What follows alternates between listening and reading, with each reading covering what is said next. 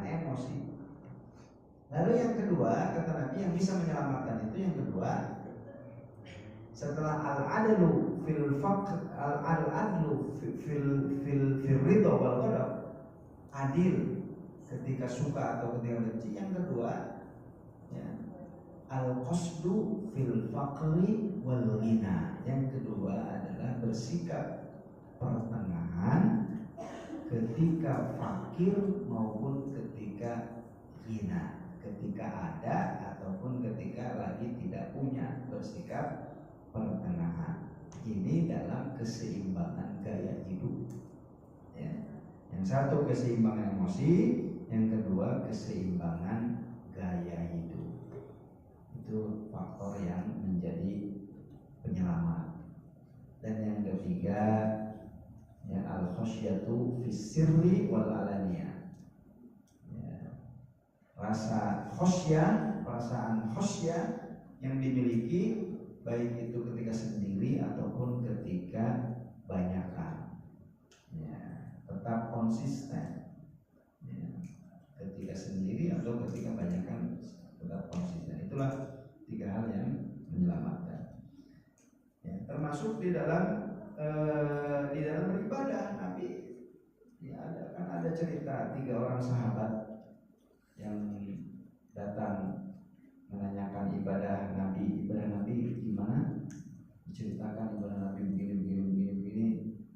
Lalu 3 orang ini kemudian saling mempertanyakan dirinya. Aina nahnu min Rasulillah. Oh, kita ini nggak ada apa-apanya dibanding dengan Nabi. Di mana posisi kita dibanding dengan Nabi? Padahal Nabi sudah diampuni dosanya, padahal Nabi sudah dijamin masuk surga, tapi ibadahnya seperti itu. Lalu kemudian, ya, mereka berkomitmen. Dari sisi berkomitmennya kan bagus, kan? Punya komitmen, kemudian punya komitmen. Ya, setelah mendengarkan Nabi itu pengen meniru, lalu komitmen, bagus nggak? Bagus. Itu sesuatu yang positif. Tapi ketika komitmennya sesuatu yang menurut Nabi itu berlebih-lebihan, dilarang. Ya. Ketika isi komitmennya dianggap oleh Nabi ini berlebih-lebihan, dilarang oleh Nabi. Karena yang satu mengatakan, kata yang satu, kalau begitu saya mau puasa terus. Yang satu mengatakan gitu, udah saya mau saum aja terus. Yang satu lagi mengatakan, kalau begitu saya mau sholat malam terus. Yang satu lagi mengatakan, kalau begitu saya nggak mau menikah. Nah, ini lebih kacau lagi. Dianggapnya menikah itu menghalangi ibadah, padahal menikah itu adalah ibadah. Nah, ini kan lebih kacau. Dia pengen khusyuk ibadah, dianggapnya menikah mengganggu ibadah, padahal nikah itu adalah ibadah. Ini kan harus diluruskan. Maka ketika mendengar komitmen yang tadi, Nabi kemudian datang, lalu kemudian mengatakan kepada mereka, apa yang kalian katakan? Kalian mengatakan begini begitu. Aku ini, kata Nabi, orang yang paling bertakwa kepada Allah. Aku orang yang paling bertakwa kepada Allah, tapi aku sahur dan aku berbuka. Aku sholat malam dan aku tidur. Dan aku menikah. Nikah itu sunnahku. Siapa yang membenci sunnahku, maka dia bukan termasuk golonganku. Jadi ya, bukan komitmennya yang dilarang, tapi Nabi menutup, ya, pintu-pintu yang bisa menyebabkan orang itu berlebih-lebihan, gulu berlebihan. Ditutup pintu itu karena Islam mengajarkan keseimbangan. Islam mengajarkan pertengahan. Gitu, ya. Nah, jadi jemaah sekalian yang dimuliakan Allah Subhanahu wa taala, ini hadis yang terakhir, ya, di bab adab.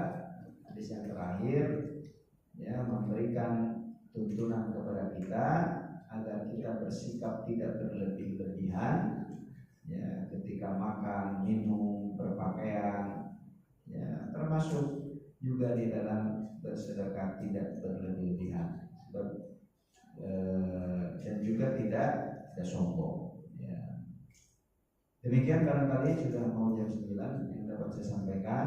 selesai bab adab selesai, insyaallah nanti kita akan lanjutkan dengan babul birri wasillah, bab tentang kebaikan dan silaturahim. Ya. Yang benar datang dari Allah, yang salah dari kekeliruan pribadi saya sendiri. Aku qouli hadza wa astaghfirullahal azim li wa lakum. Assalamualaikum warahmatullahi wabarakatuh.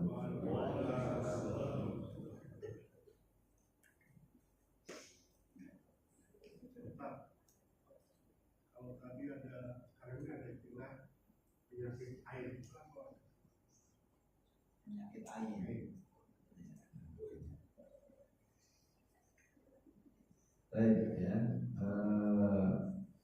Penyakit ain secara khusus ada doa yang diajarkan ya. Doa untuk berlindung dari ain. Ain itu arti ain itu mata sebetulnya. Ain mata. Ya, min kulli ainin lamah. Ada doa ya. Berlindung, kita minta perlindungan dari mata yang dengki, mata yang hasad. Nah, seseorang yang hasad ya bisa menjadikan tajamnya matanya itu memberikan madorot. Itu saking tercelanya sifat hasad ya.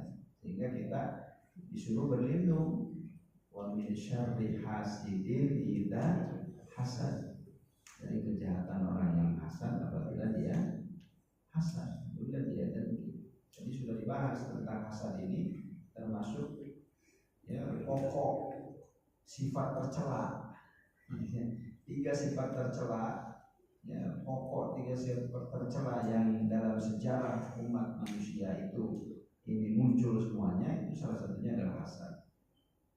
Nah, itu penyakit ain disebabkan karena kedengkian mata yang memandang, gitu. Bisa memberikan madorot.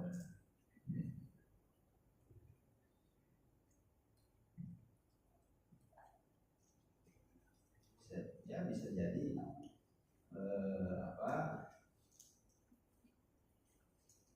itu diindikan dengan iblis juga gitu. Ya, memberikan madorot. Dan di dalam surat Al-Alaq itu, kalau kita perhatikan surat Al-Alaq, ini kan kejahatan yang saling terkait. Kejahatannya itu terkait.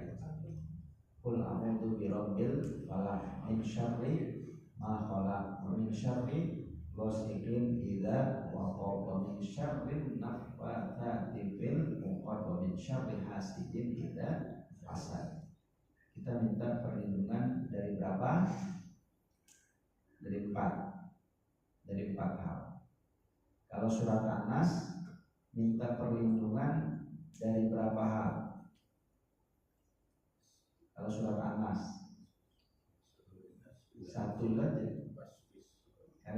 Kalau surat An-Nas kita minta perlindungan dari 1 saja. Min syarril waswasil khannas, dari kejahatan yang suka membisiki, yang suka bersembunyi. Ya. Cara kerjanya alladzi yuwaswisu fi sudurin nas. Cara kerjanya dia membisiki ke dalam dada manusia. Itu juga ini ngejelasin, yang ininya ngejelasin. Alladzi yuwaswisu fi sudurin nas. Lalu siapa saja? Ternyata ada dua jenis. Minal jinnati wan nas. Yang membisiki itu ada 2, golongan jin dan golongan manusia. Ada setan golongan jin, setan golongan manusia. Dua-duanya sama, ya, membisiki, ya, ya, yang nggak benar, yang baik. Kalau setan dari golongan jin berlindungnya dengan cara mengucapkan a'udzu billahi minasyaitonir rajim. Caranya, insya Allah kita terlindung dari godaan ya syayatinul jin. Tapi kalau godaannya dari manusia nggak cukup, bukan dengan cara a'udzubillahi minasyaitonir rajim. Ya. Saya marah ya orang ini bilang a'udzubillahi minasyaitonir rajim, marah. Padahal sebetulnya sama-sama setan juga, sama-sama setan. Kalau ada orang ngajak kita berkelahi, itu sebetulnya setan lagi menggoda kita. Lalu kita bilang a'udzubillahi minasyaitonir rajim, makin marah. Walaupun sebetulnya ya dia itu setan sebetulnya. Memang caranya bukan dengan itu caranya. Lalu bagaimana caranya kalau menghadapi setan manusia? Ya, caranya dengan mengambil hatinya, mengambil simpati, mengambil simpatinya, gitu. Simpati, gitu. Cara menentukannya. Ya, kalau di dalam Al-Quran itu wala tastawil hasanatu wala sayyi'ah idfa' billati hiya ahsan. Tolaklah keburukan dengan kebaikan. Jadi kalau orang berbuat buruk kepada kita, itu sebetulnya setan yang menggoda kita. Maka tuntunan Al-Quran, cara menghadapinya kita melakukan kebaikan. Justru kita melakukan kebaikan, itu caranya. Berat ya, memang berat. Tapi Al-Quran memberikan tuntutannya begitu. Kalau ada orang yang menghina kita, orang kita balas. Kalau kita balas berarti sama. Berarti sama. Ya, setan jin yang tepuk tangan berhasil. Jadi kalau ada orang menghina kita, ya kita balas dengan senyum saja. Ya, kita balas dengan kebaikan. Nanti juga pada akhirnya kan nanti dia ya luluh sendiri. Dan itulah yang diterapkan oleh Nabi. Cara Nabi kan gitu. Ya, itulah cara Rasulullah. Tapi bukan yang seperti ini nggak mudah. Bukan kata saya nggak mudah. Memang kata Al-Quran juga nggak mudah. Wa ma yulaqaha illa alladziina sabaru wa ma yulaqaha illa dzu hazzin adzim. Itu lanjutan ayat wala tastawil hasanatu wala sayyi'ah idfa' billati hiya ahsan. Ya, lanjutannya wa ma yulaqaha illa alladziina sabaru wa ma yulaqaha illa dzu hazzin adzim.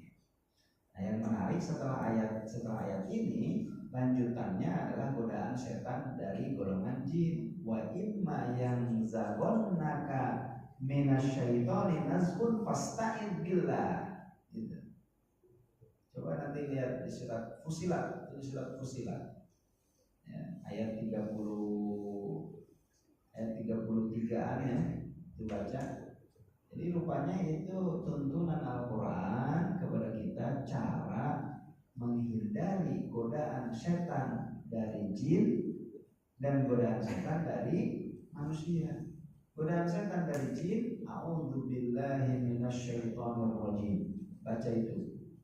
Tapi kalau godaan setan dari manusia, bukan dengan a'udzubillahi minasyaitonir rajim. Tapi ya itu tadi, kalau ada yang menghina, nggak usah kita balas. Kita kasih ya, kita kasih lah, supaya lunak, supaya hatinya apa? Hatinya tertawan. Kalau sudah hatinya tertawan, maka fa'idal ladzi bainaka wa bainahu adawatun ka'annahu waliyyun hamim. Orang yang tadinya musuh menjadi teman akrab. Itu tuntunan Al-Quran. Tapi sekali lagi tidak mudah. Bukan kata saya tidak mudah, kata Al-Quran itu. Wa ma yulaqaha illa alladziina sabaru wa ma yulaqaha illa dzu hazzin 'adzim. Nah, jadi kalau surat An-Nas itu cuma satu yang dimintai perlindungan, kalau surat Al-Falaq 4. Ya. Tapi di surat An-Nas yang minta perlindungannya dari satu, zat yang kita mintai perlindungan disebutkannya 3 kali. Qul a'udzu birabbin nas, malikin nas, ilahin nas. Katakan aku berlindung kepada Rob manusia, kepada ilah manusia, Tuhan manusia, kepada sembahan ya manusia, raja manusia. Sampai 3 kali disebutkan. Padahal yang dimintai perlindungannya cuma 1. Ini menunjukkan apa? Berat, menunjukkan berat, dan kemudian menunjukkan bahwa zat yang kita mintai perlindungan itu bukan sembarangan gitu. Dia adalah Rabbun Nas, dia adalah Malikin Nas, dia adalah Ilahin Nas. Bukan ya pantas mintanya kepada.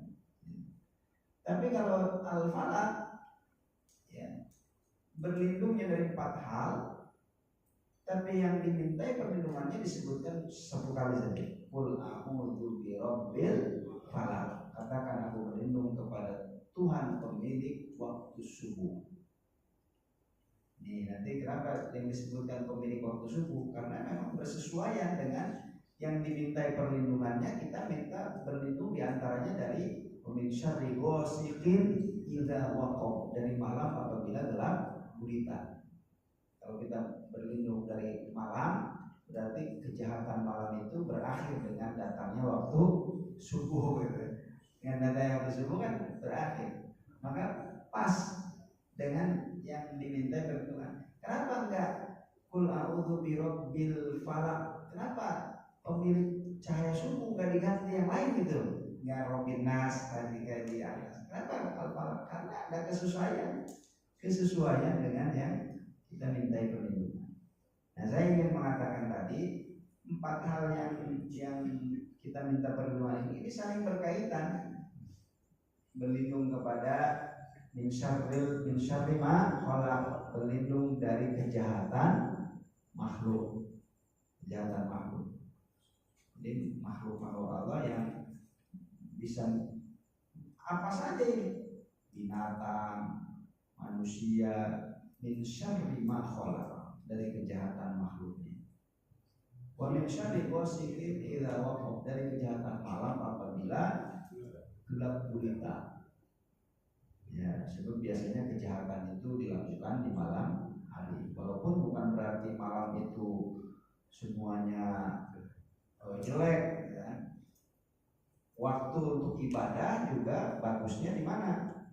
Malam hari bagusnya waktu untuk ibadah. Artinya bahwa kita ini kalau begadang, kalau nggak tidur misalnya, jangan dipakai selain ibadah, karena kalau bukan yang selain ibadah pasti nggak benar.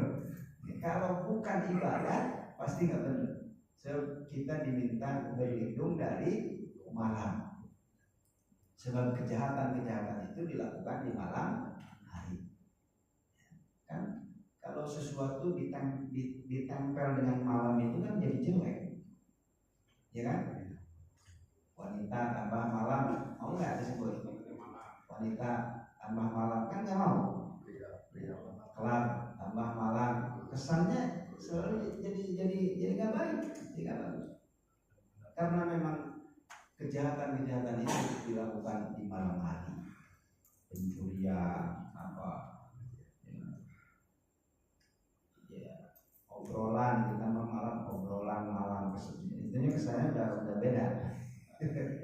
udah lain. Nah kemudian min syarri nafatsat fil 'uqad, dari kejahatan yang meniupkan pada bulu-bulu. Para penyihir melakukannya kapan? Ya malam hari. Nggak ada kan yang beroperasinya siang hari, nggak ada. Jadi kan beruntutan.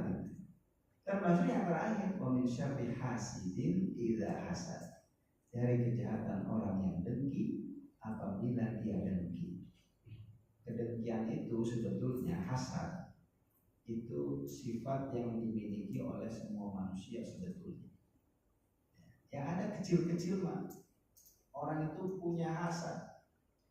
Makanya di dalam Al-Quran ini Allah menyebutkan wa min syarri hasidin, orang yang hasad, idza hasad, apabila dia hasad. Maksudnya adalah orang yang hasad apabila hasadnya itu kemudian dibuktikan, diwujudkan dalam perbuatan, apakah itu perkataan atau atau perbuatan.